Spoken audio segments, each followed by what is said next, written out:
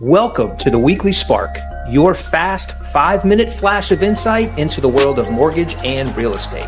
Every week, we're here to ignite your understanding of the market, from mortgage rates and housing trends to legislative updates and insider strategies. So let's strike the match and spark your week. This is the Weekly Spark.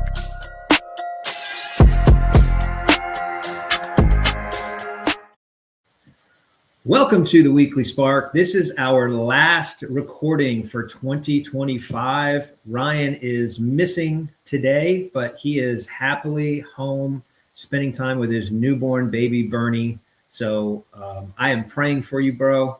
And if everyone that's watching, just lift him up as he works on bringing this second boy into the world.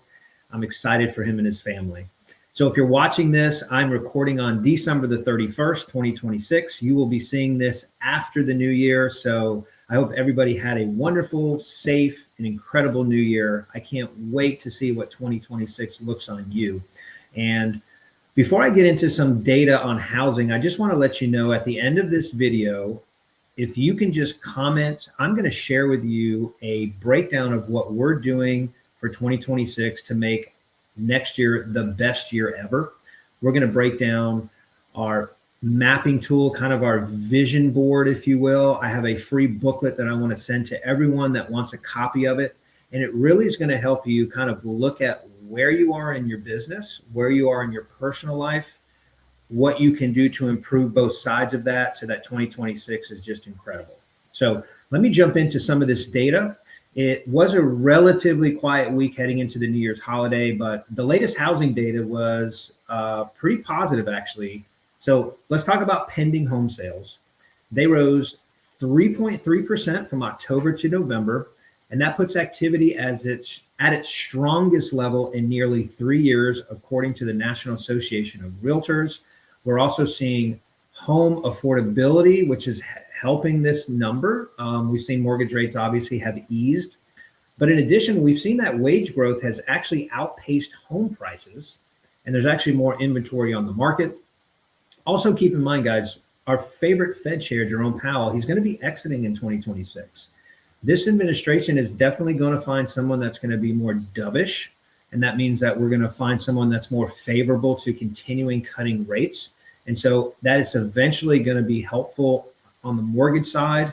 It's going to help real estate agents, and it's going to help the real estate market as a whole as affordability just continues to come down. So I'm really looking forward to seeing who that new Fed chair is. And that seat is going to be available in May of 2026. So let's talk about home prices, because they also showed some renewed momentum. We have the Case-Shiller Index reporting that prices were up 1.4% from a year ago. And that marks the first pickup in annual price growth since early this year. We have another measure called the FHFA index, and that showed slightly stronger gains at 1.7% year over year. And then lastly, guys, the labor market side, we've seen weekly unemployment claims moving lower. A lot of it could be due to seasonal factors, but we did see initial jobless claims fall by 16,000. And employers are often holding off on layoffs around the holidays. So I think that's probably what that seasonal factor would be what we're referring to here.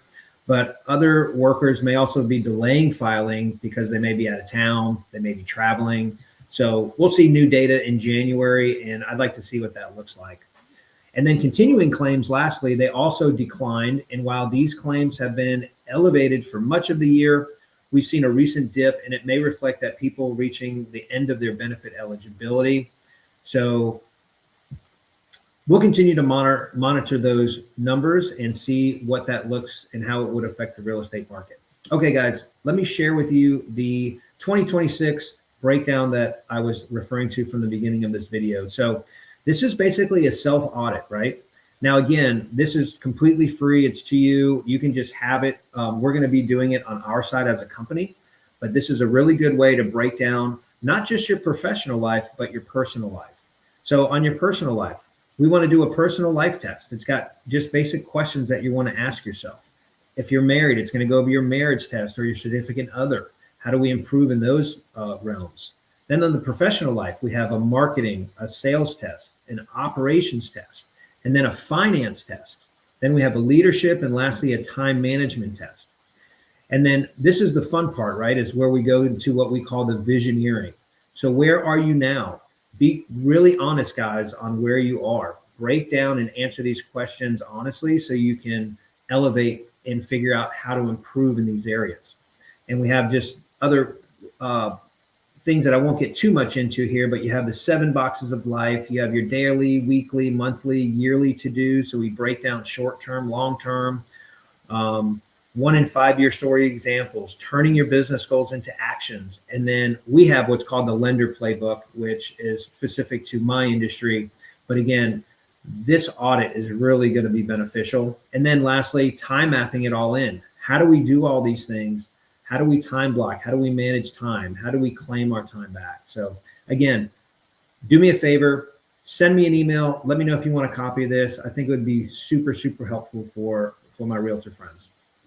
Okay, guys, that's all I got today. And so let me just say this honestly and earnestly to all my realtor friends out there that have trusted me with their buyers. Thank you so, so much. I would not be here without your partnership. I truly, truly do appreciate all the trust that you've given me and really for my entire company.